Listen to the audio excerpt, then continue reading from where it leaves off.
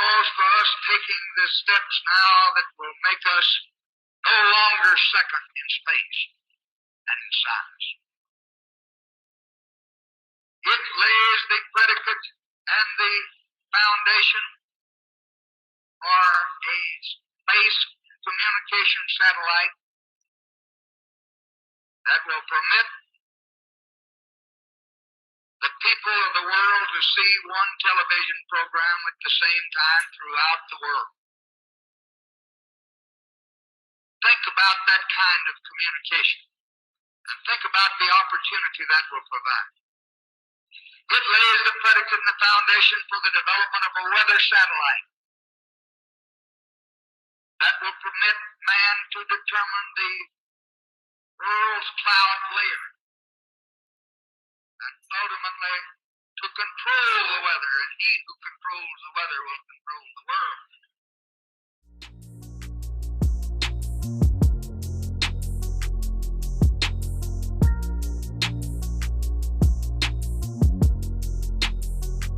Welcome to What's Left, the weekly political discussion challenging the mainstream left. I'm Eduardo Barca with co-host, teacher and socialist Andy Lipson, writer and teacher Jessica, and community organizer and socialist Kenny Cepeda. We are online at what-s-left.webnode.com.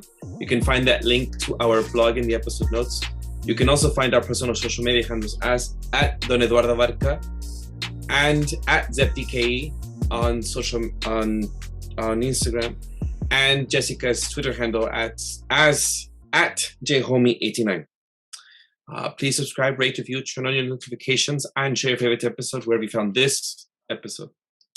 Thank you. All right, let's do this for today's discussion. Chemtrails. Geoengineering is the correct term. Oh, there you go. And I'm going to correct you and say, no, we should call it climate intervention. Because I saw a 2015 paper put out by the U.S. government that said, geoengineering isn't exactly the right thing to call it because, there's other things that are geoengineering. We're going to call it climate intervention. And they also call noted it weather war. Weather warfare. So, but I think geoengineering is the way to go. So, chemtrails then it is. And so we were talking just before recording and you mentioned Jessica, you asked Andy if we had done this and at some time during what's left in its time, and Andy said what did you say, Andy? Well, the short answer is no. We haven't talked about chemtrails. We have talked about global warming. We talked about capitalism's attack on the environment, and me and Eduardo have had differences over. Like I've started to come to this notion that this global warming stuff and CO2 as the major problem around the environment, that there's that might be fictional or that might be overstated. But chemtrails I've heard, but I didn't really know what to make of it. I didn't really think anything of it. And even myself, Eduardo and I have had our own battles about conspiracy, if you will. But even for myself, that area of chemtrails starts to had in the past edged into just kind of, that's conspiracy, and that's my old socialist roots that tend to kind of really downplay that and say that that's nuts or something like that. So I didn't really pay it much mind. And even if I had thought about paying much mind, I think, as I said to Eduardo earlier, that was too much in Alex Jones's wheelhouse for me to bring to what's left, because I felt like Eduardo would never go for it. But to be honest, I had never really been thinking about this before. Well, at that time, and Kenny asked too why I was reluctant. If people have been following us, people know that I was raised a Jehovah's Witness. So I was lied to a lot about things and wasn't allowed to see more. I wasn't allowed to read other things. Was very restricted. So just believing in one thing, hanging out with just one community group, that was 18 years of my life. So getting out and trying to find some scientific community or some scientific explanation, some scientific explanation for things and then just trying to find stability in my core beliefs as I transitioned out didn't allow for more like wacky ideas that to come to mind. But I had read Chemtrails in, I think, some novel about a memoir about someone being raised by a hippie mother. And I remember he brought up the chemtrails, and he said that his mother had talked about these nefarious acts by the government to change people's psychology and influence people's behavior and things like this, and all kinds of conspiratorial things. So it was very fascinating. Excuse me, but reading this. So I've been reluctant just because of that, because I feel like I don't want us to go too far into some areas that make me feel me. This is not, I didn't say we're going to do this, but it just makes me feel like, where are we going with this? What's left is becoming, so that was just my hesitation. Anyone can respond to that if you feel there's the need. I feel like we've already crossed that line. I think if we're like going to be like fringe, we're already there. Right. Yeah. And I think as a gardener, Eduardo, like you especially have to at least consider this stuff. Well, after doing our research and readings and things, it's obviously something I'm really, I don't know how to. That's another added thing about the list of worries in my life, about the world and what we've come to and the things we're doing to it. So, anyway. And I'd be curious, Kenny, if you had any background in this area of looking at this stuff before. No, not really. I mean, I've always wondered, like what it is that's coming off the plains, or there's usually, trail, and the usual explanation was, what is it, condensation or something along those lines. And the only other area where I did run into it is reading this science fiction novel called The Ministry of the Future. It's a very good novel that speaks about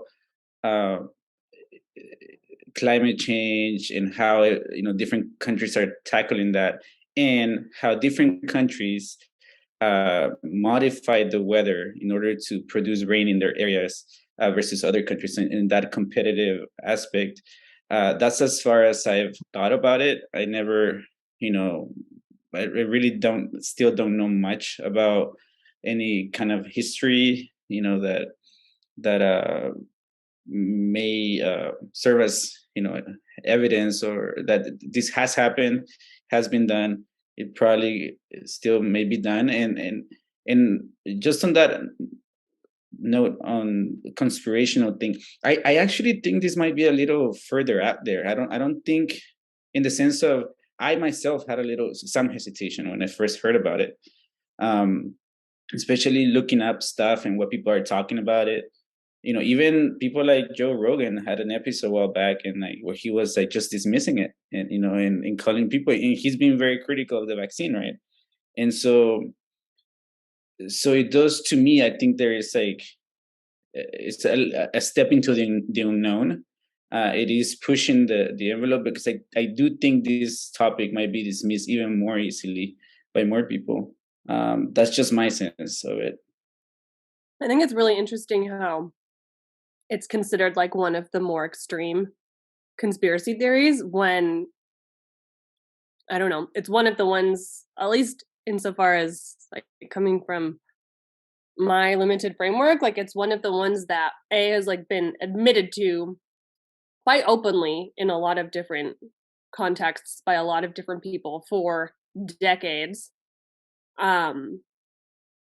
And it's also one of the ones where like you can literally just look up in most places on like any given sunny day and see it, versus a lot of other conspiracy theories where like, there might be evidence, but it's not happening like right in front of your eyes. So it's weird to me that it's like has this like extra sort of fringy association with it in the conspiracy world. I mean, just to get into that, the thing that I had seen that where people were putting doubts on the persistent chemtrail versus the less persistent contrail, which is just exclusively condensation, or at least it's called that, is there are people who have, I read some, or I saw a paper basically of somebody who said that you can have long extending contrails that are a result of non-water particles that planes are giving out. So like sulfides and sulfates and other things that are become nucleation sites for water. And they were saying, well, those are contrails. Now, what they also admit, though, is that those contrails themselves, even if they're trying to get away from the notion of chemtrails, those contrails themselves, one, are a result of a pollutant being put in the atmosphere, and two, they themselves have light reflecting properties that go into the area of climate intervention that is now being not just now being discussed, but now being openly discussed, where you actually have a 2015 paper saying maybe we can throw shit into the atmosphere and block light from coming in so that CO2 effects are mitigated. Yeah, and I mean, even just as like a starting point, because there's like all these different terms, right? I mean, there's sort of the more general, there's like chemtrails versus contrails and geoengineering, weather warfare, but then there's like the more sort of scientific stratospheric aerosol injection, right? Or like solar radiation management. There's other ones, but I mean, just as a starting point, like cloud seeding is an industry like that. Just at least I think acknowledging that before we get into some of the stuff that's like, because there's so little transparency, like, yeah, we're probably not going to come to like 100% conclusion. But like we know General Electric has been doing cloud seeding. You know, you can just Google, right? Like it's a mainstream industry, right? Pumping like that's the silver. I don't know if that's what you were talking about, Andy, with the light. You're going to be more up on the science than me, but like I know the silver iodide, I think that's cloud seeding, right? Which is one of the things. Yeah. Yeah, I mean, but also supposedly this stuff called chaff, that's where the lithium oxide comes in, which is also something where they're saying that creates clouds that are more reflect the light before it comes into the atmosphere, meaning it doesn't get trapped inside. It doesn't become a greenhouse. Doesn't have to become a greenhouse gas then, kind of thing. Where the greenhouse gases have less of a greenhouse because your greenhouse is reflecting light because you've seeded this atmosphere with lithium oxide particles and things like that. So that's another thing I've heard with regards to the solar radiation. What was it? SRGM, solar radiation management. mm-hmm. Can't remember the acronym, but it's basically saying we want to regulate how much solar light comes through the atmosphere. And that's for supposedly climate change mitigation. Yeah, and I think we have to say supposedly because, frankly, I even think I question even the cover story for what these things are being said that they're trying to do. But I think we're just I think this episode is not us, is me just entering into this material because I hope to talk about it more in future episodes. Wait, yeah, and I think if somebody is looking for like a super in-depth like scientific stuff, like this isn't probably going to be the place for that. Like there's books, and I'm sure we'll link a bunch of stuff in terms of like what we've been looking at. But I guess like I'm interested in sort of some of the connections that I think we can draw, because to me, like this is not, I mean, it's scary and very conspiratorial like in and of itself, but I think the broader connections, like this to me is connected to foray. It's connected to Biden's executive order that we looked at a couple weeks ago. It's connected to Eduardo's work on GMOs or against GMOs. It's connected to the vaccines. Like it's all part of it, right? And I'm sure we'll get like the other, in addition to like the climate stuff. Like one of the things I was looking at a lot is just the heavy metals of like, why are there heavy metals like all over our ecosystems at rates that are just unprecedented in a relatively short amount of time. Because that's what got me. I mean, I always thought it was kind of weird that there were like these weird shapes and grids in the sky, especially in places like where I live, where, I mean, okay, yeah, I understand planes are still like flying through this space, but I live 2.5 hours drive from an airport. I know there's cargo planes and all that stuff, but like you see these planes flying low in like insane patterns that are not like, that's not a flight pattern, no way. So I always thought that was weird, but I think what got me really looking into it more in depth was from the nutrition angle and starting to learn about how heavy metals affect the body.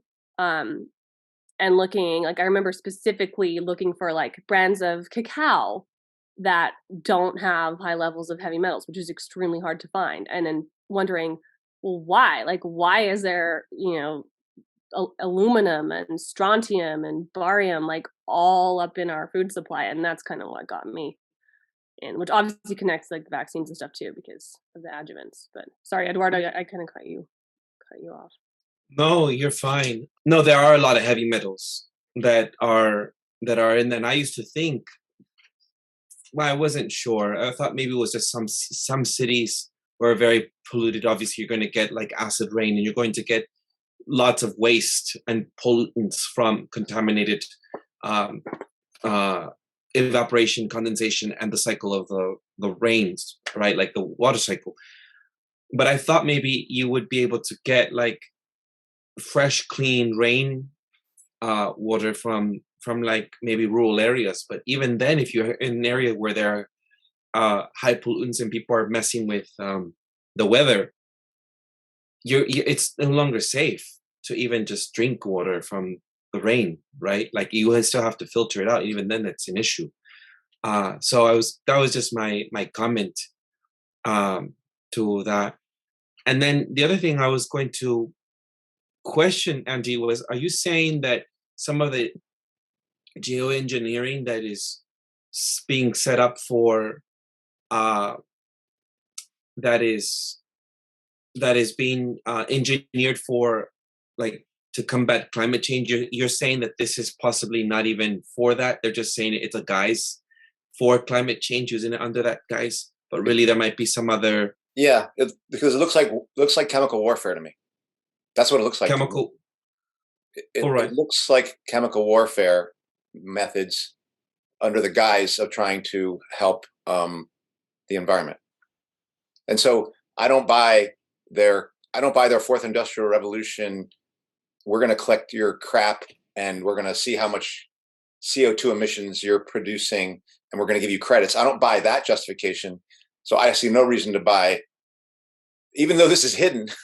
It's hidden, but it's not. You can literally just look it up and see these stuff online and see that there's conferences about the stuff they're doing or even planning to do with regards to geoengineering, admitting, well, we're not really sure we can get at this thing just by lowering CO2 levels or changing people's behaviors. It looks like we might need to put chemicals in there that sequester carbon or that block light from coming into the atmosphere. Now they're saying it as if, well, we might have to, but now I already know that they've been doing this kind of stuff for a while, so I have no reason to believe that they haven't already started it. And these papers are just the exposure, the beginning of the exposure of things they're doing. But I'm not sure I even believe those are the real reasons the government's doing it, because I think the real reasons, I could see as much more nefarious, because this stuff is so experimental. It's again like the vaccines, experimental.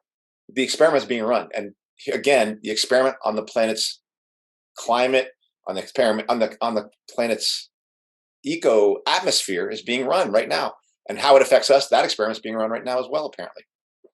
Because so I don't know what their intent, but I know that they did have an intent of fighting Vietnamese with climate war. So when they did it, and so I'll talk more about that later. So if they were doing it then, why wouldn't they be doing it now? Yeah, I completely agree with you. I think it's much more connected to, like, the motivation is much more connected to the health of the population, the food supply, and forms of warfare, among other things. But I also think it's important to point out that, like, even if you take them at their word that this is purely for climate change mitigation, like I love the way Corey Morningstar always puts it. She's not talking specifically about geoengineering, but just about like the financialization of nature at large, but she always talks about how we're like plundering nature to save climate, which is stupid. Like this hyper, she doesn't say that, which is stupid. She says it more eloquently, but like this idea that like we have to save the climate, it's the carbon emissions, yet at the expense of our entire like life supporting ecosystem and everything that's a part of that. Like it just doesn't hold up even on its surface. And that ridiculousness is connected to, we're going to vaccinate everyone around this one little thing and just eliminate any others, like not even discuss any other health effect that may happen as a result of lockdown, as a result of being vaccinated, as a result of this RNA treatment, as a result of glyphosate.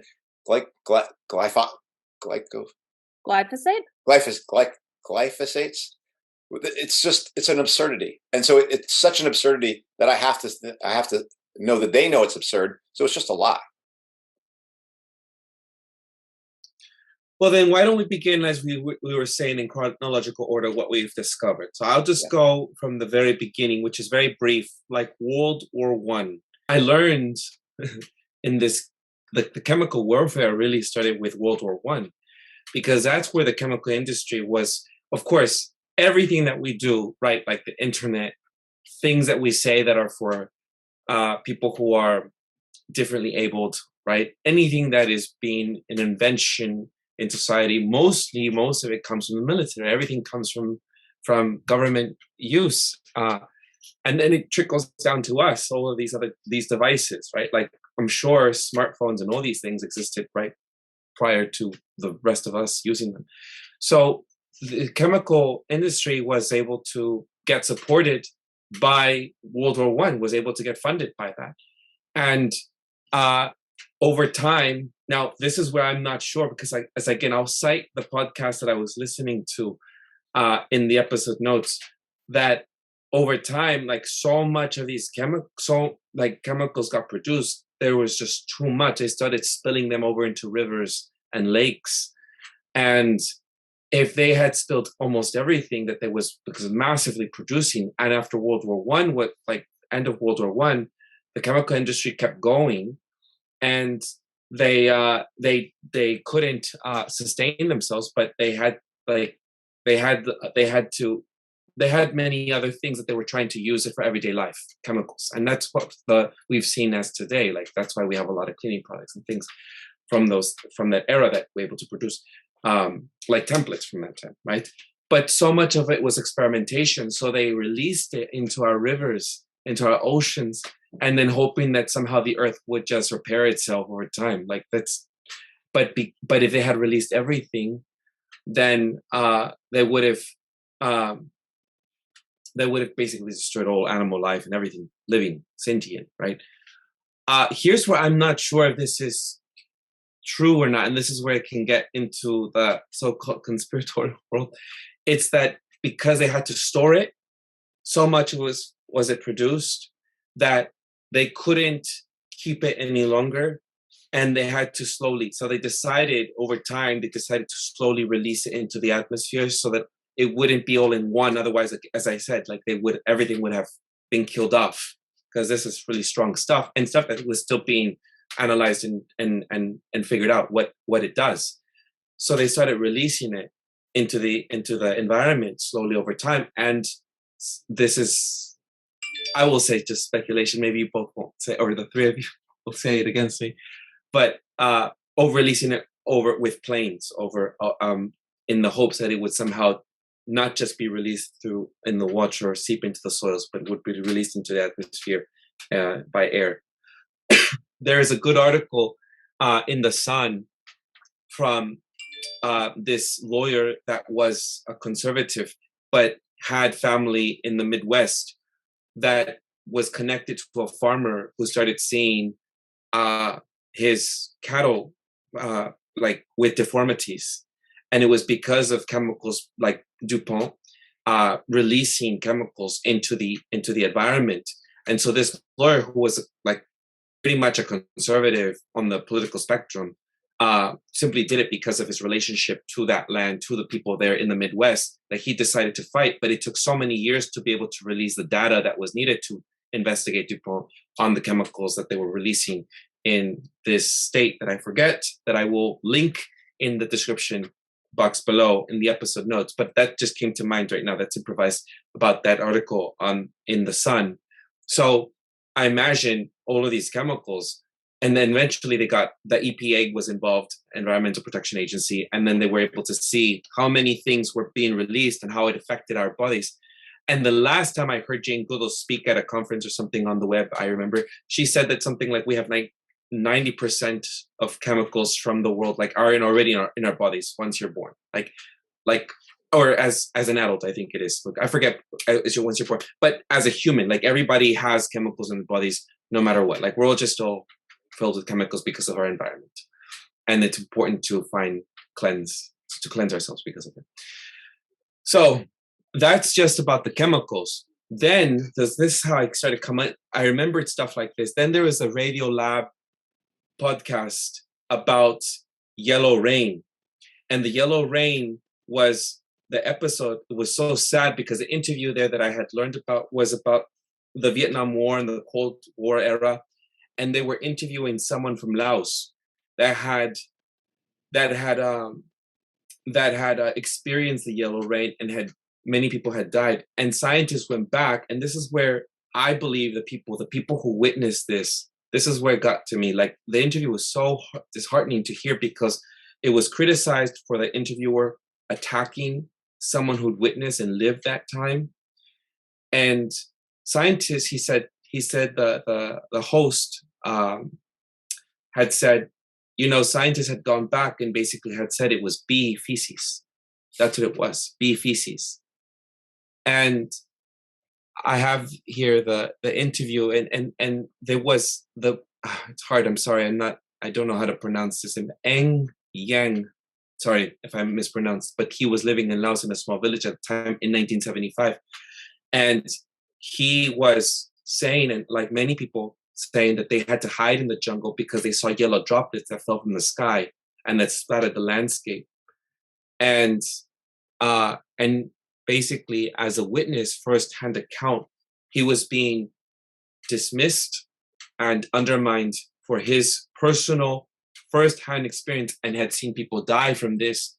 And Robert Coleridge, who was interviewing, basically ended the show cross-examining, like if he was an attorney, onto this person, and even the granddaughter of this of Eng Yang, who lived in Laos, was crying in the interview, like, you're dismissing his first-hand account and you just want to call it by science and all these things and call it bee feces. There's something that happened there. I don't think you get that. And the episode ended really sadly, but I really was left with that experience feeling like, God fucking damn, that is so hard. You have experienced war, you went through so many things, and you see things coming from the sky and no one takes you seriously. And that's how I feel about people when they're talking about chemicals in the environment. Like, the government, like, I don't, and I'm so glad we're doing this now, thinking about it. And thank you, Jessica and Andy, for really pushing for this. And I was reluctant, but like, there's so many people who have doubts about the government, and they should have doubts, right? Like, I feel they are so validated in their doubts about anything. And this is the reason why we get conspiratorial, because of so many hidden lies of things that are covered up. We don't know what these satellites, like, these satellites are supposed to be for, like, searching space, etc., searching for new planets, stars, whatever. Like, I imagine these things were funded by the military in order for us just to create more who's going to dominate, like, the space wars, basically, like Star Wars eventually at some point in time, because there is no genuine like decent desire to search. I imagine the scientists are there who would like to research stuff that have lifelong desire and interest in these areas, but if you're going to get funded, they're not going to be interested in stars and nebulas and all of that by the top. You're going to be, the governing class going to be like, okay, fine. And alongside this, we're going to figure out how to have military operations up in the universe. You know, it's not just going to be about your nebulas. So these things sort of like given me the impetus, like, as I was remembering stuff like this, keep going. And I can go into it now with like specifics about Agent Orange, things that I remember from like the GMO Occupy movement that you alluded to, Jess, in one of the emails, and I appreciate that.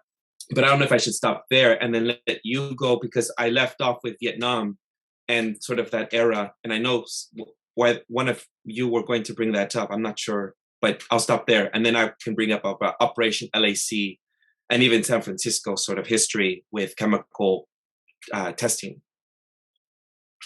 Yeah, I mean, first off, I completely believe, even just under capitalism, that they're going to come up with ways to use chemical waste or chemical products that are unused. And I'm completely convinced that there's a financial reason and a control reason, and they don't give a fuck about human reason to do all sorts of things with their excess chemicals and to call them dual use, and that's why they would throw a bunch of these chemicals into the atmosphere and call it experiments. So for sure, I believe what people are saying about where a lot of this stuff, the impetus for a lot of this came from. I just kind of want to comment on what Eduardo was saying. This, the use of chemicals. Like, I know, for example, in my family, people have died because they were sprayed from the air. In plantations in Guatemala, on banana plantations, they were sprayed indiscriminately. They would just, and then they still use some of this stuff today in the so-called war on drugs. They spray Roundup on areas where they want to supposedly eradicate, weed or poppy seeds or whatever. So I know this because Guatemala is an epicenter of the quote-unquote war on drugs. I know that it happens in Colombia too. And so this also gives, a lot of knowledge, right, as to what this kind of shit does to humans. And so I see that these cases, of doing it in other countries, in as an experiment, right? It builds up knowledge for the people who are gathering this stuff. And one of the things that I found in kind of looking up this stuff was that everyone kind of deflected to the quote unquote experts. And we've known, right, already through COVID, how like the quote unquote experts were captured, even well-meaning people. And now we're talking about industries that are very more way smaller, even more easier to control, narratives in the so-called experts that give us or dismiss, conspirational ideas. But yeah, I mean, I just speak from the experience of my family, that we know that they don't give a shit. They have experimented, and science, quote unquote science, people have had to fight against quote unquote science for years in order to get some sort of reparations, to demonstrate that they were damaged. And so just like data mining, that's how I see it. Just like data mining the conditional cash transfers are experimented in Mexico, they make their way back, to the mainland, and that's how I see that. Yeah. So let me start my little story here with this clip. So I want to start with this, which is a speech by Lyndon B. Johnson in 1962, given at Southwest Texas State University. Basically, JFK is still alive. He's vice president. And he's basically talking to them about, the battle between capitalism and freedom and capitalism that the United States represents. He doesn't mention capitalism, but he mentions freedom and democracy. And on the other side, communism and authoritarianism and tyranny and slavery. And he's saying, look, you are in a country that is standing up for freedom and in a generation that is going to create hope for people. And he then talks about some plans that JFK is bringing to the Congress about to give the United States that competitive edge and to build that brighter future for all of us. And so this is what he says. This is the little part. So you're going to mention it. He's going to mention a few technologies, but there's one in particular. You'll see why I bring it up. It calls for us taking the steps now that will make us no longer second in space and in science. It lays the predicate and the foundation for a space communication satellite that will permit the people of the world to see one television program at the same time throughout the world. Think about that kind of communication and think about the opportunity that will provide. It lays the predicate and the foundation for the development of a weather satellite that will permit man to determine the world's cloud layer and ultimately to control the weather, and he who controls the weather will control the world. It lays the predicate for the steps that are necessary to send the man to the moon.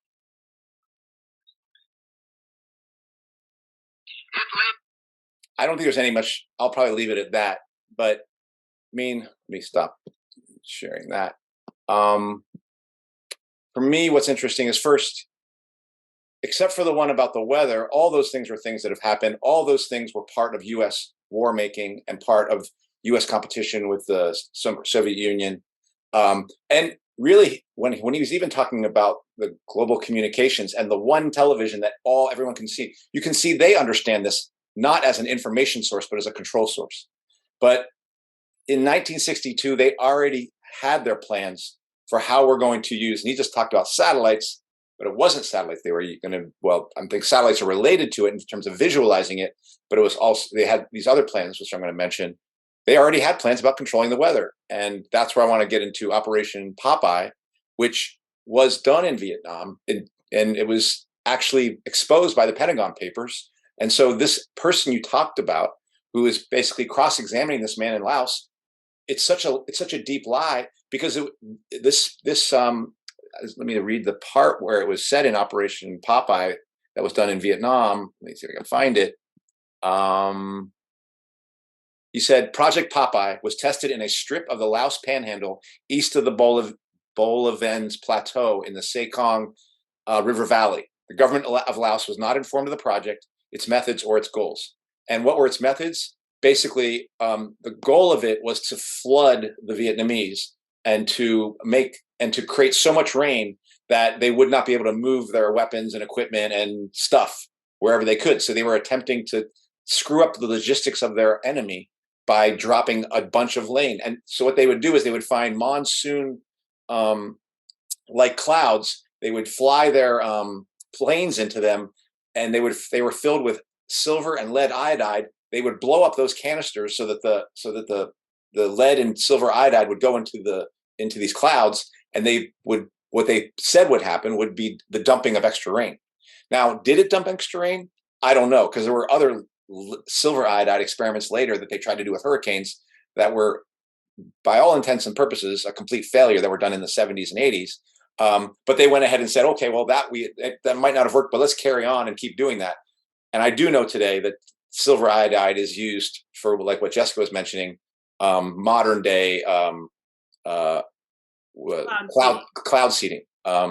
So this was done openly in that country. Like, they just dumped chemicals into their clouds and into their environment. And well, maybe there is a relationship between that and yellow rain. I don't see any reason not to be. But this is the U.S. government openly saying we're going to control the weather, and controlling the weather means we get to control the world. This is what's going on. That's why I don't believe that this is about just protect, that even the hidden part of protect. They don't expose this, but they might even say they have this plan to protect us from global warming or from the effects of global warming by putting a layer of light reflecting crap in the atmosphere. I don't buy it. I think they are trying to control the weather and trying to control the world through it. And China's doing it. The U.S. is doing it. They're competing over it. And I believe they both have plans that are malicious to each other's respective populations, but also to their own population. Because it's happening in California, and people have been measuring lead and barium salts being found, and strontium being found, and aluminum in particular being found in the water and in plants. And aluminum oxides, when mixed with acid, make it so that roots of trees and plants don't absorb as much nutrients, so it tends to kill them.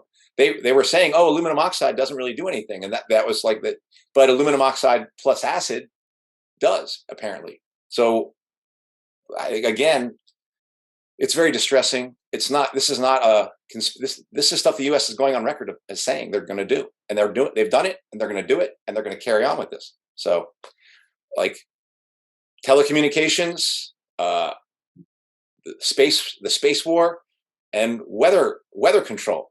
That was in the 60s. They said it then. You think they changed their mind? So I just wanted to show that.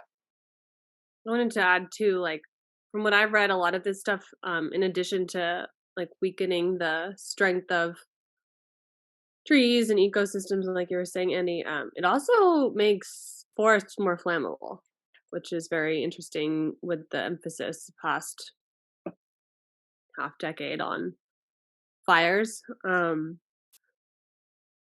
I had one other just on, like, I agree with, I think all of you have like called it an experiment in some respect, and I mean it is in some sense an experiment, not dissimilar to how like nuclear, right, was and is an experiment, because there's no end in sight, right? Like you look at the Superfund sites now of like nuclear cleanup, which is a total euphemism. Like you can't undo it.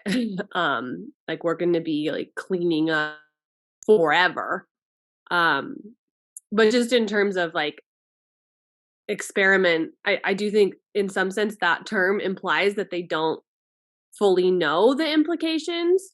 And even if you just like, I just Googled silver iodide, right? Which is, we know for a fact, cloud seeding, right? Like that is being pumped into the atmosphere.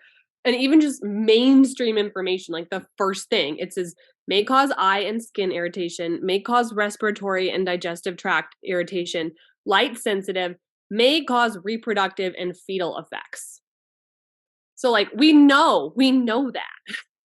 And they still chose to do it. Yeah. And are doing it. That's actually sorry, we're referring back to the eyewitness Eng Yang, if I pronounce it correctly, but that's exactly what he said. He was part of the Hmong, well, the rebellious group, like the people in Laos were being used to fight the USA to fight against the communists in Vietnam, and then they were abandoned, which was horrible. Like that's why you shouldn't trust aligning yourself with people from the USA. But anyway, so they described just that, Jessica, what you're saying. They described the liquid that. So let me just, as you were saying that, so they described the. I'm sorry if I mispronounce it. HMONG, Hmong.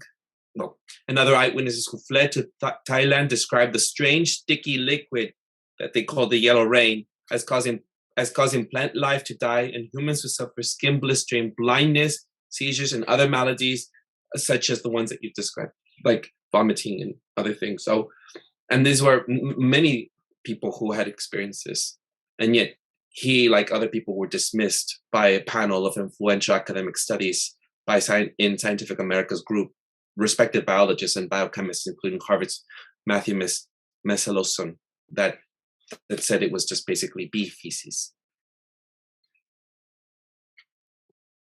I mean, there you again see the science community as foot soldiers for imperialism.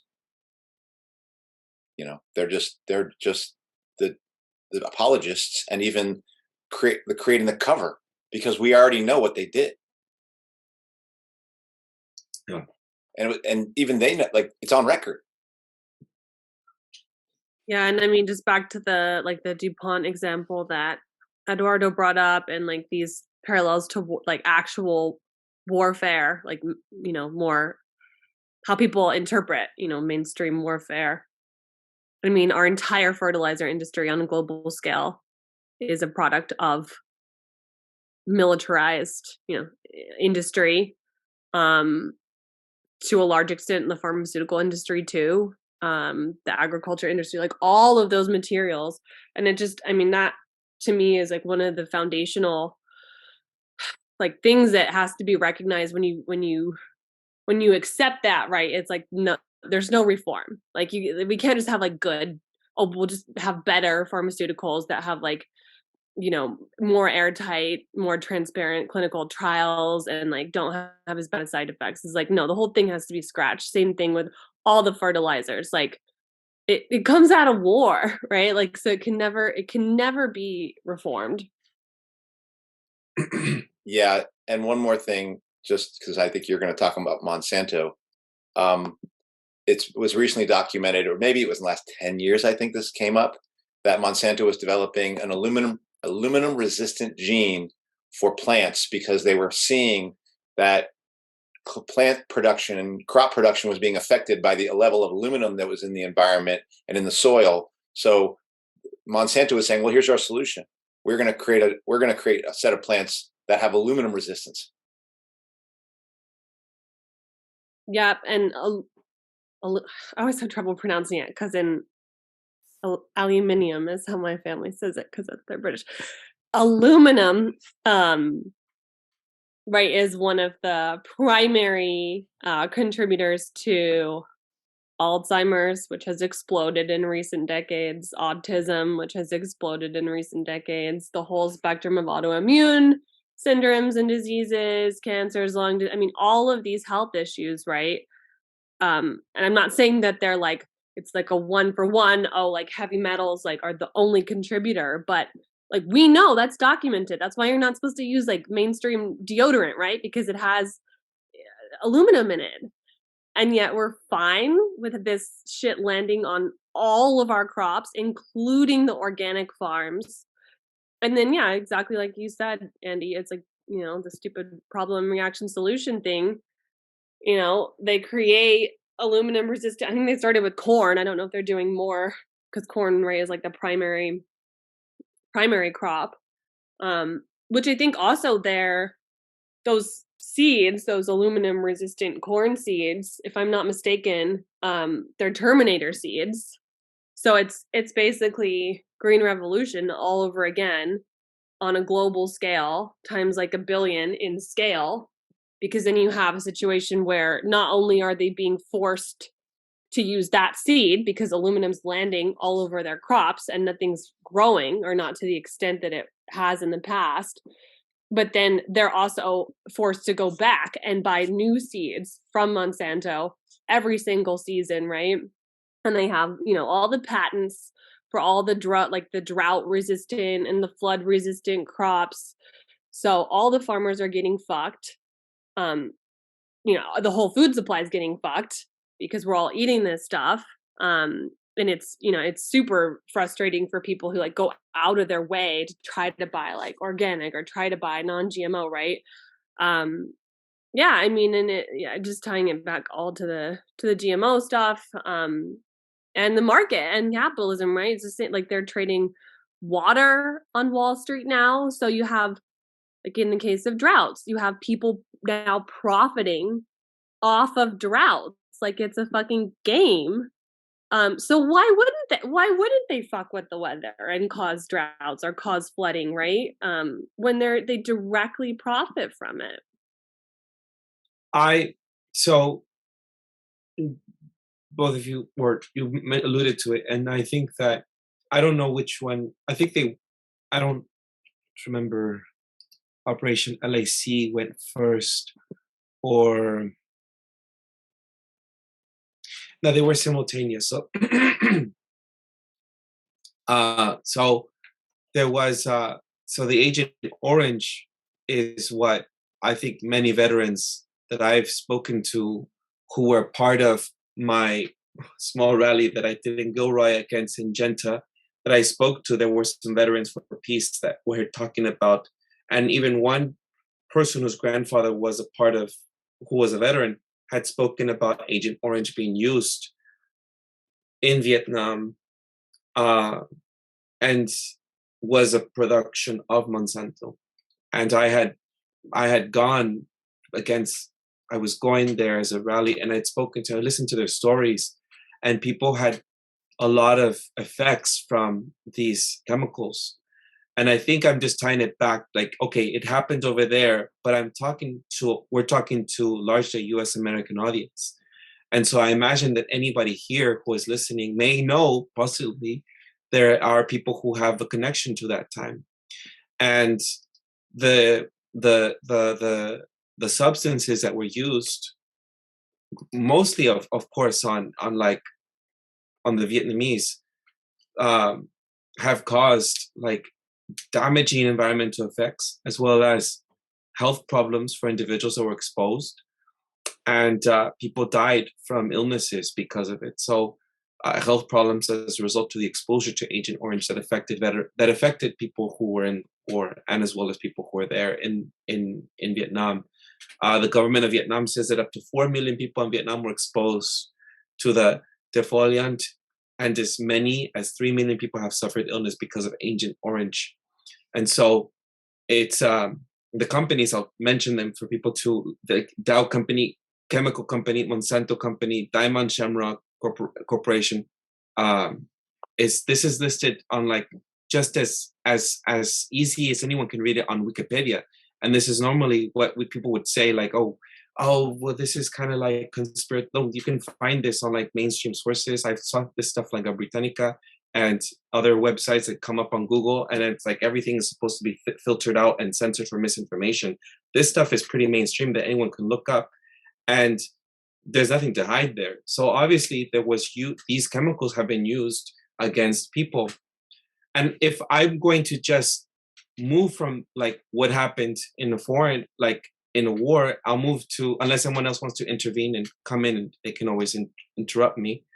There was this operation LAC that was dispersing Operation LAC, which is called Large Area Coverage, was the United States Army Chemical Corps that released zinc cadmium sulfide. I hope I pronounce it right. Yeah. And this stuff was used. I have here a site. I'll also include links in the episode notes to this. And it looks, the color of this cadmium sulfide looks yellow. Eduardo, are you using cadmium or something else? Cadmium. Cadmium.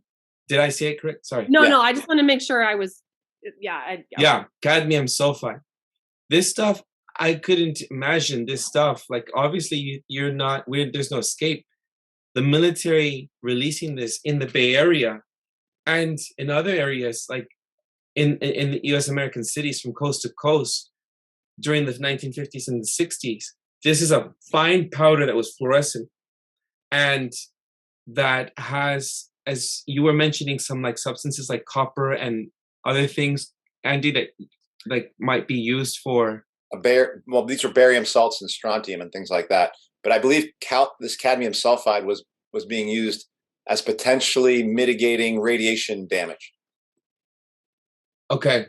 They were experimenting whether or not exposure to cadmium sulfide might make you less susceptible to radiation if a nuclear bomb happened or something like that.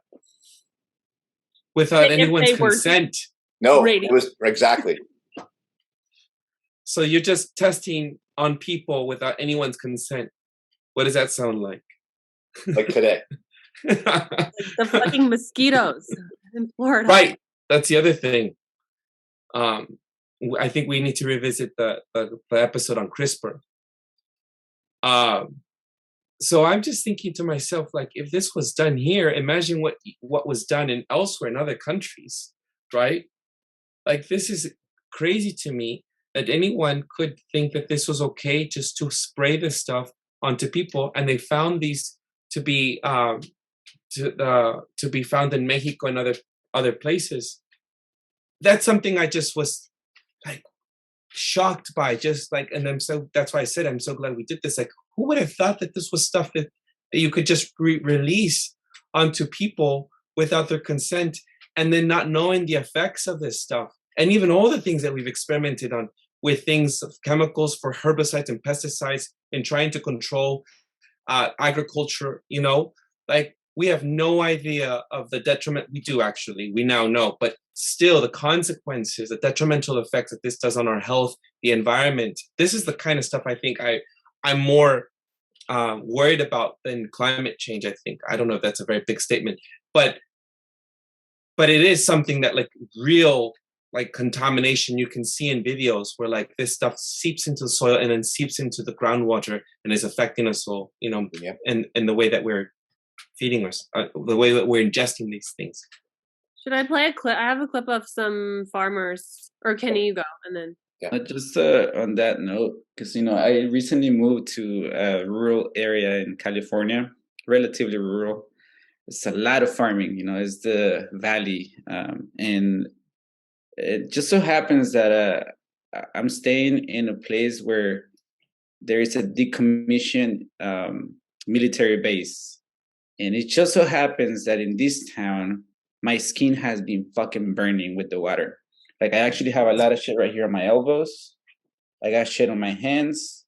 I got shit on my face. Wow. And this is not the area where we're gonna live.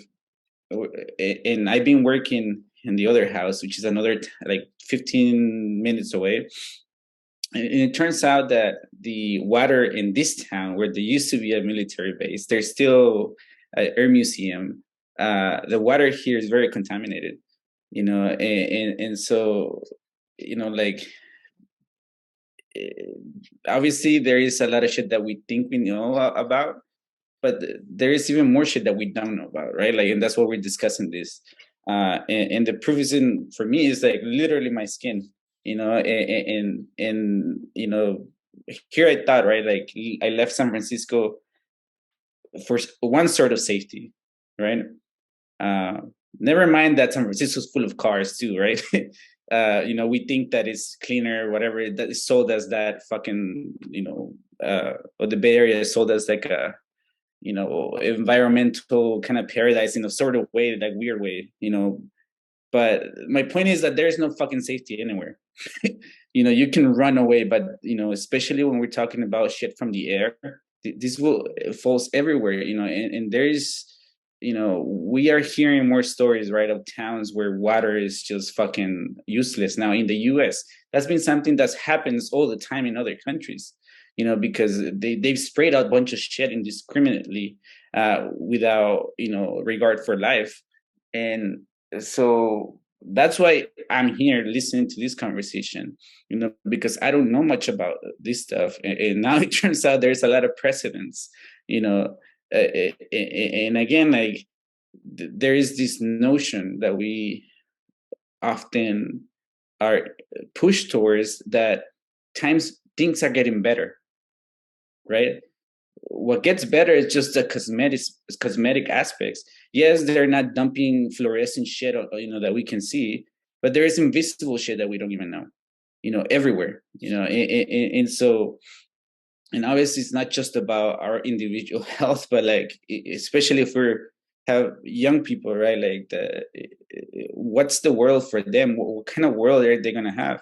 You know, and this kind of goes back into the, you know, some disagreements we had in the past, right? When we're like, doesn't matter what fucking individual law or you know, fucking cosmetic fix, the EPA or some bullshit institution that colludes against our safety, you know, it doesn't matter, you know, this whole thing has to be dismantled, you know, because again, we're contextualizing this, right? We may not know the specifics or what exactly happened in this very moment, but we know there is a war. You know, we know they are gearing up. We know they're arming up. They have been forever. It will never stop because that's how this system works. Yeah, the water thing, I mean, the way you put it, Kenny, it's like a lose-lose, because if government and industry neglects your water supply in any given town, right, you're fucked, because there's going to be probably like lead seeping into it from old infrastructure or heavy metals or whatever.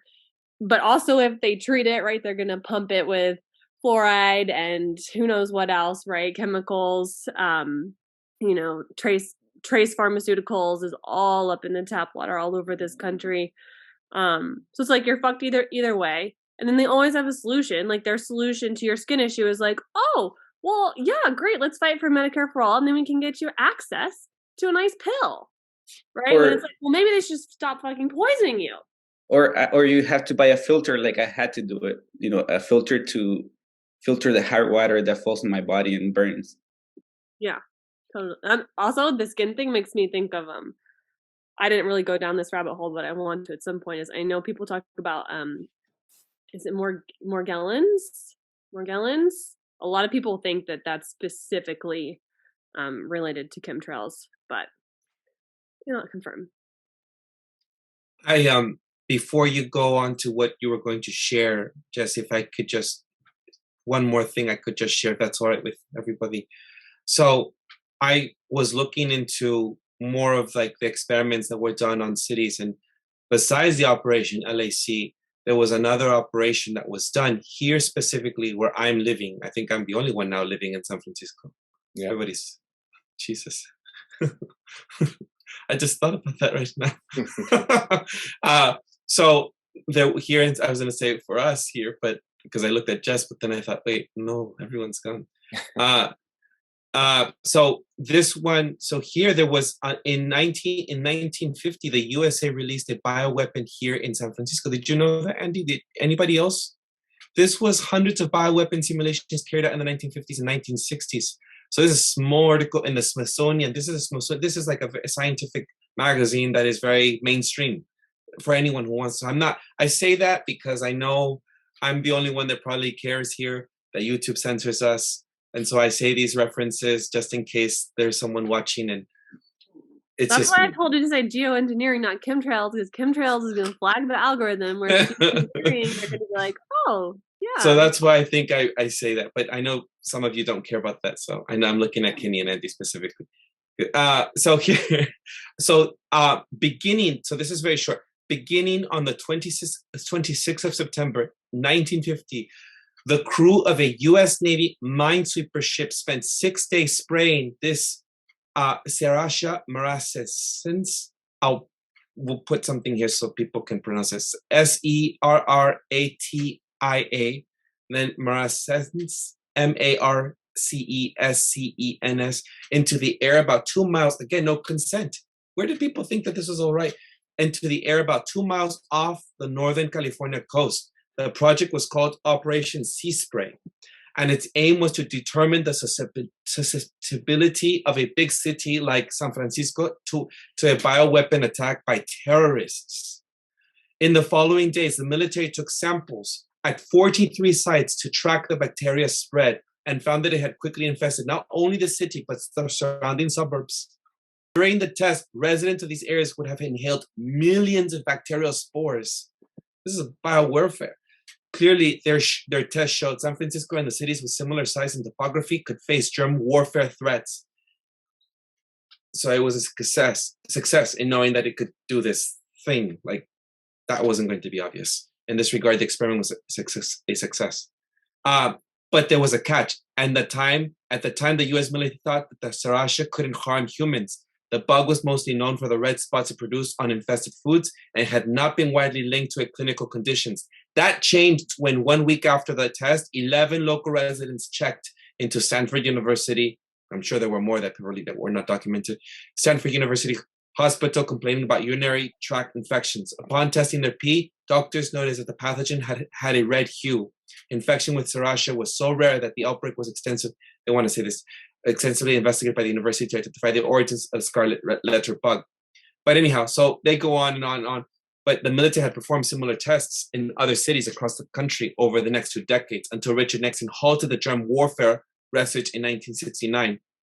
But San Francisco experiment didn't become public knowledge until 1976. Sodium, what? Not only was there zinc, cadmium sulfide. Oh, yeah, right. Yeah. Okay. Released onto the Bay Area and other major U.S. Cities in the USA. Here in where the city that I live, there were bioweapons released in this city. Not a bacteria released and that affected people. I'm sure more than 11 of these local residents.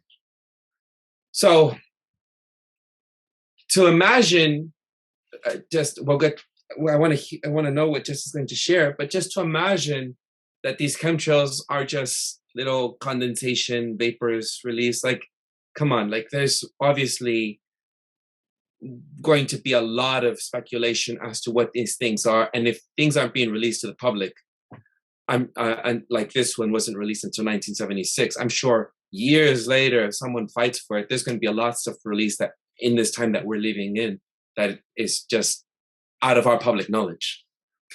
Anyhow, Jess, you were going to share something. Sorry about that. No, it's all good. Well, I have a bunch of stuff, so I'm not going to show it all. But, I mean, one thing I wanted to just bring up. So one of the things I was looking at was there's a guy called Peter Kirby. Is that right? Peter Kirby? Yeah. So I just ordered his book. I haven't read his book, but he wrote this book in 2016 called Chemtrails Exposed: A New Manhattan Project. But I listened to a couple interviews with him, and it was pretty interesting because he goes really into the specifics, which I'm not going to be able to capture, but we can link it and people will check it out if they want. But just making the distinction between sort of like the original cloud seeding, which I think overlaps with some of the, covert or semi-covert bioweapons and like the yellow rain and stuff, examples that have been brought up. But cloud seeding in the sort of traditional, like commercially available, for half a century plus, where the silver iodide is shot into clouds. I don't know what the technical term is, but in order to produce rain or snow or moisture. But he is like distinguishing that from what he kind of groups as like the new Manhattan Project, where electromagnetic energy is now being used to disperse particles, I think. And he's talking about it on like a global basis. I don't know, some of this, like, I feel kind of feeds into the ongoing debates we've had on here about sort of like nation states competing versus this idea of like a sort of global world order of some sort. And like, is it one or the other, or can it be both? Because, with some of this stuff, like just on a practical level, and he kind of goes into this, Kirby, just in terms of like, okay, well, what would actually be required for some of the more covert, if there is, especially on like a global scale, obviously the more industrialized countries like China and the US, like, for example, just the planes that would be required, right?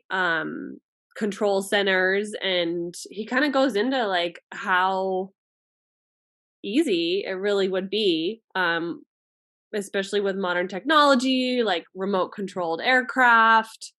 Like we know that exists. We know, the security clearances, like for NASA, for Air Force bases, underground facilities, like the black budgets, all that stuff. Like we know it's happening in other contexts. So it's not that difficult to imagine, that this sort of operation could be carried out. And he specifically kind of looks at a couple spots in Alaska, where he kind of alleges, like, or I guess suspects that, that could be one of the sort of like global command centers. And that's also where HARP, I don't know that much about HARP, honestly. It kind of confuses me, but I know that was out of Alaska, or is out of Alaska, using the sort of like high frequency radio waves or whatnot to fuck with the atmosphere, as I understand it. Anyway, so that was one thing, just in terms of like, I think it gets confusing, like grouping all of these different technologies together under this like umbrella of like, oh, it's like chemtrails, when I think there's like a lot of different projects that all, kind of some overlap, and what, is it aluminum in this context, and barium and strontium and cadmium and whatever it may be. But I just wanted to go back, the thing that I did want to share. So I have a couple clips from these documentaries, which we can link, which I think are about 10 years old at least. But just to kind of give maybe some grounding for some of the stuff Eduardo was talking about with farming and the food supply, and Kenny's point about like rural safety being a complete illusion. And I think this also ties into stuff we've talked about before in terms of like the fight or flight, like homesteading sort of movement that's cropped up in response to the lockdowns, and this idea of like, I'm just going to opt out. I think this clip is a good example of how that's not really going to be possible. Okay, let me share my screen. So I think this is in Hawaii, if I'm not mistaken. I think they'll say. Filtered air. What did you find? Aluminum barium. Here's another test that's revealing 375,000 parts per million aluminum, barium at 3,000, 90, strontium at 345. Yeah, that's from a lined pond with EPDM fish safe pond liner. There is no chemicals, manufactured materials at all in that pond liner that's available to the aquatic life. It's designed for that purpose. The well that feeds this pond has been tested and retested. ND, no detectable aluminum, 0. The only other place this pond can receive water is rainfall. We are located on a filtered, forested hilltop, miles and miles and miles away from any industry, highway, and so forth. After several heavy spray days, there was a film that we received formed on the surface of the water, and we tested that crust, and it was aluminum and barium. That after a year and a half's accumulation had 375,000 parts per billion of aluminum in it. It's literally toxic. We can say conclusively that what we see in the sky matches expressly what's outlined in numerous patents, and the materials on the ground match those patents. This material was not there 5 years ago. It is a recent phenomena in the quantities it's in. It has escalated in some cases 50,000% in 5 years in the case of aluminum. From our original baseline reading of 7 parts per billion, which was already high, it has escalated up to 50,000% in 5 years. We've seen profound changes in that time. Dr. Leonard Time, PhD in chemistry, I cross-checked with him, and he says the oxides of aluminum, barium, and strontium will drive your pH into the coastal, from an acid soil like this up into the neutral. There's no question about it. And that's exactly what you see happen. Wow. Okay, sorry, that was not the Hawaii clip, but you get the point. Yeah. So just as an example of like a very rural area, and they're doing, tests regularly, and they see this massive increase. And it's not an isolated incident. Like, this is happening in so many different places all over the world. Yeah, and maybe that'll bring me to what I think maybe the last part, which is this other, I guess it's been going, the thing that I'm becoming aware of is this notion of solar radiation management, right? Solar radiation, what's the term? Hold on, I want to get it right. Yeah. The Solar Radiation Management Governance Initiative, and this is from the paper I found in 2015. This is just like it literally out in the open. And here's where I came up with that whole climate intervention notion, because this was a government put together body that was talking about climate intervention, reflecting sunlight to cool the earth. And you can see, I think, who's involved in it. National Academy of Sciences, National Academy of Engineering, Institute of Medicine, National Research Council. These are just, head U.S. government-sponsored research facilities. And they're pretty open about what they're trying to do here. And it's not cloud seeding anymore. Now they're talking, let's see, how did they put it? The new report on geoengineering, a significant milestone, they describe it as. A report released today marks the first time the U.S. government has requested guidance on geoengineering technologies and their impacts, and represents a significant milestone in public exploration of geoengineering issues according to this international group of experts. And this is a quote from the report. The billions of tons of climate pollution that we put into our atmosphere every year are causing serious changes to the climate. Now, of course, they don't mention the fact that they actually produced the pollution that did that, but whatever. The way to address the problem is to cut the pollution. But given the urgency of this challenge, some of us are also exploring geoengineering. We came to this issue very concerned about the danger of unintended consequences, but agree that further discussion makes sense, and also believe it is critically important to have strong rules in place to govern the exploration of this topic. NAS is charged with providing independent, objective advice to the United States on matters related to science technology. It has published, it has published more than a dozen previous reports on climate change. But today's report is the first study commissioned by the US government that explains our understanding of the science, ethics, and governance issues presented by geoengineering, also known as climate engineering, technologies. Geoengineering is the deliberate large-scale manipulation of the Earth's climate system to counteract what they describe anthropogenic climate change, meaning, I guess, human-produced climate change. Geoengineering covers a wide range of ideas, including technologies such as albedo modification, also known as solar radiation management. And all that basically means is, can we put new pollutants into the sky that might have the effect of reflecting light back out into space instead of allowing it to hit the ground, and by that, and therefore we will counteract the greenhouse effect that happens when the light comes all the way to the ground and reflects back up and is kept into the atmosphere by these greenhouse gases. That's their little, story. So it's they're in order to deal with the effects of pollution, they plan on putting more pollution into the atmosphere. Can I play my John Brennan clip, because I think it is exactly in line with the paper that you're quoting? Yeah. So this is, CIA or former CIA director John Brennan in 2016 talking at the Council of Foreign Relations.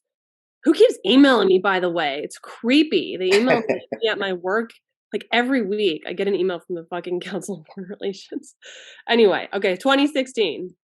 Another example is the array of technologies, often referred to collectively as geoengineering, that potentially could help reverse the warming effects of global climate change.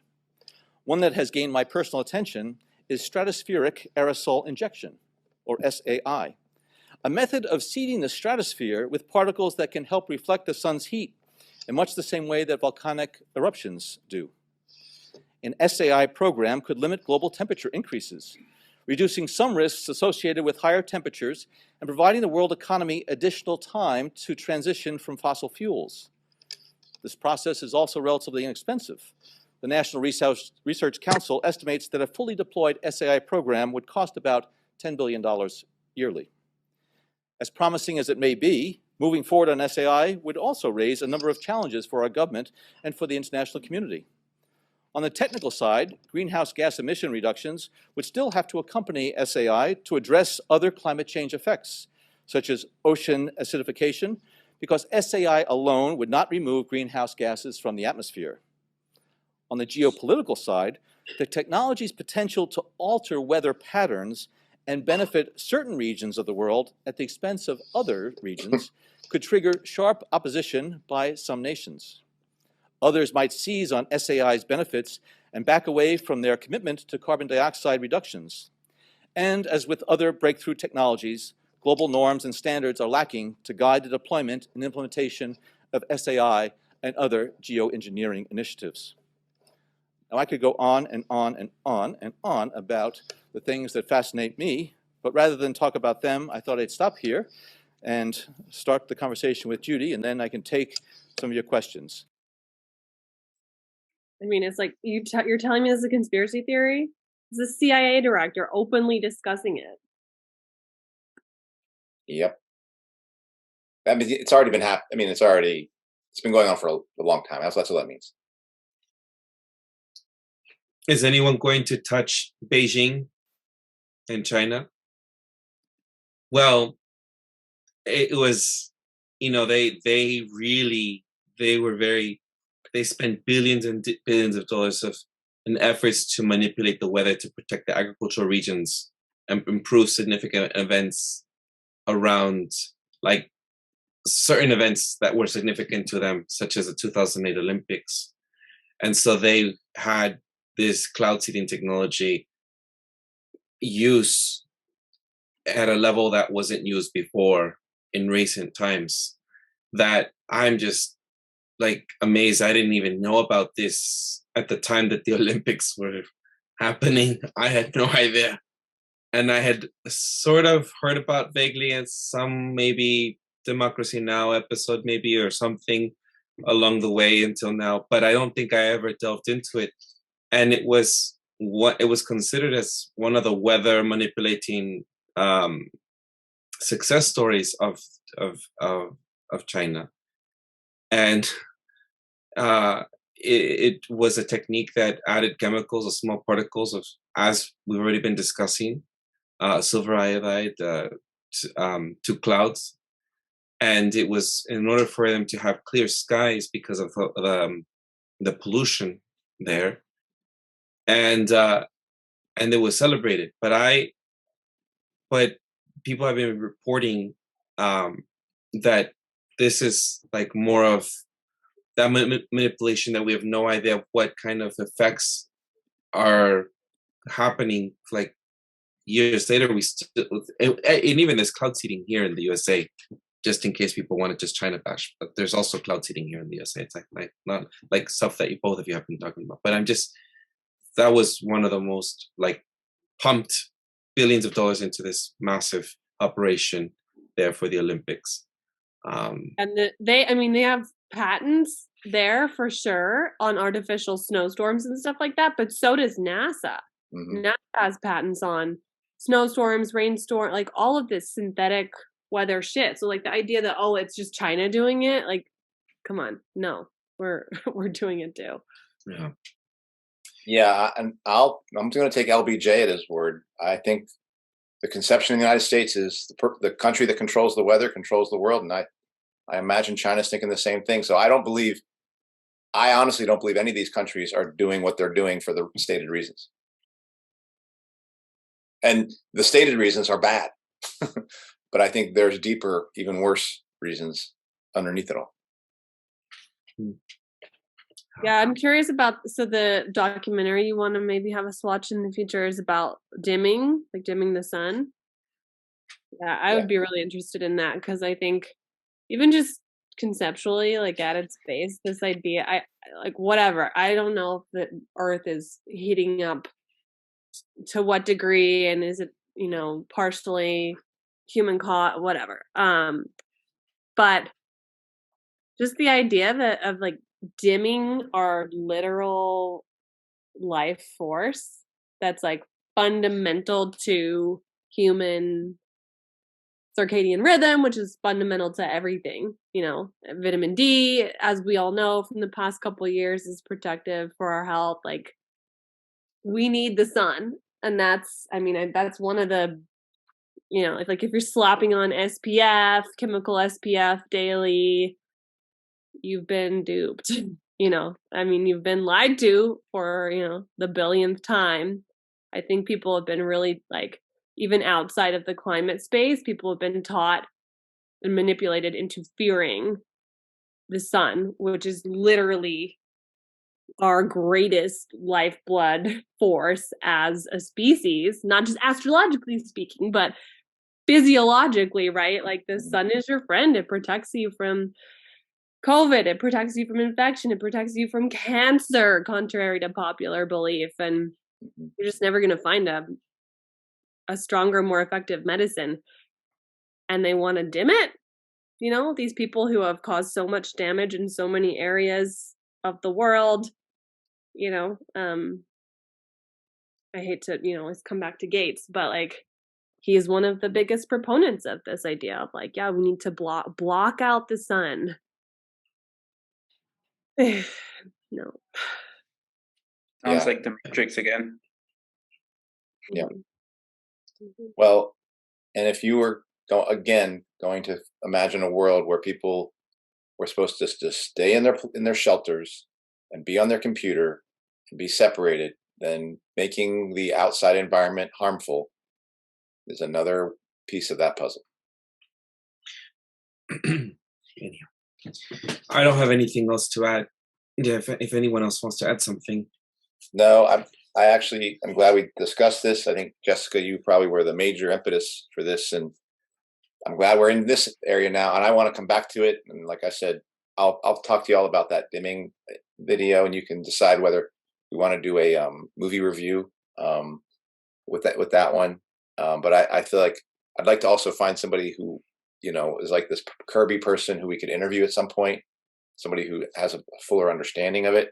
Because I honestly feel like this area, it's another important piece of the puzzle of how the world is being constructed. I think Corbett's done some work on it too. I didn't have time to dig in too deep, but I bet he has some good interviews and stuff as well. Yep. Not to even get started on like nanotechnology and, I just can't.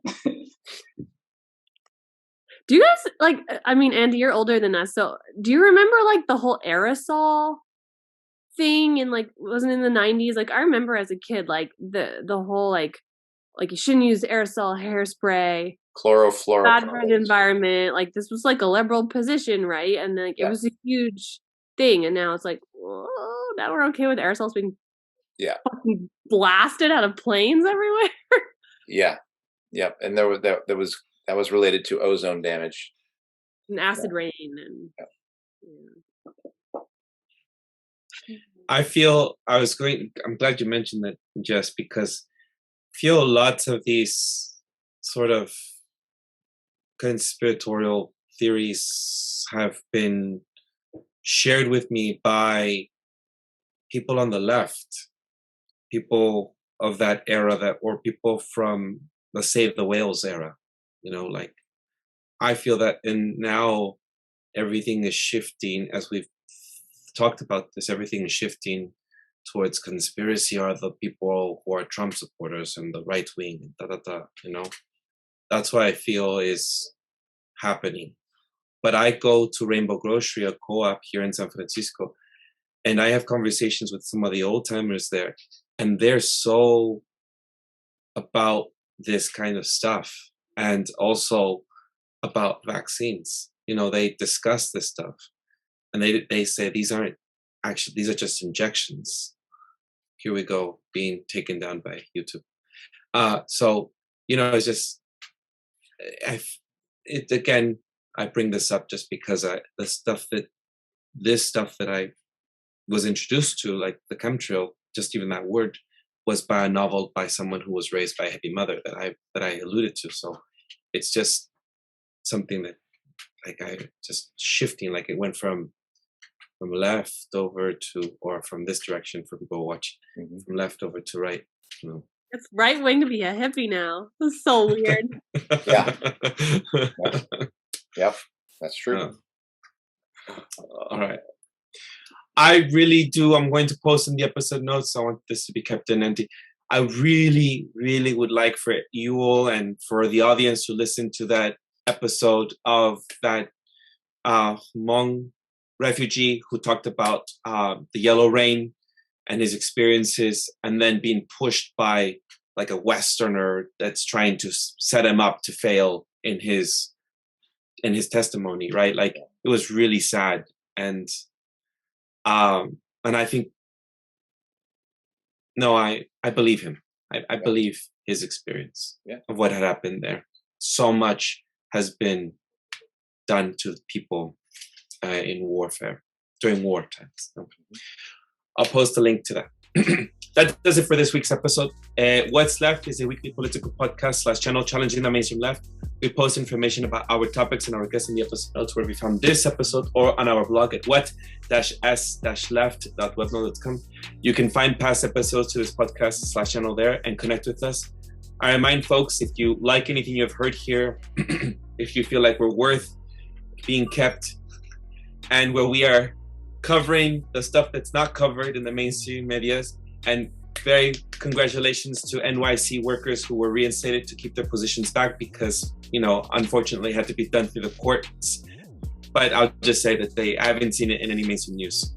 And for what it's worth, like even just Michael Caine and them in their fight and whatever their struggle is, I respect it and I really appreciate that. But we cover stuff like that. And I remind folks, if you like things here, please subscribe, rate, review, turn on your notifications to any of our platforms on Spotify, iTunes Podcast, Stitcher, Google Play, BitChute, Odyssey, YouTube, Rumble, or Telegram. And you can find our blog in any of those links in the episode notes where we found this episode. And lastly, if you would like to give us feedback about something you've heard or suggest something for us to cover, contact us through our blog. I forgot to mention, sorry. You can find our social media handles as @DonEduardoBarca and @ZepDKE.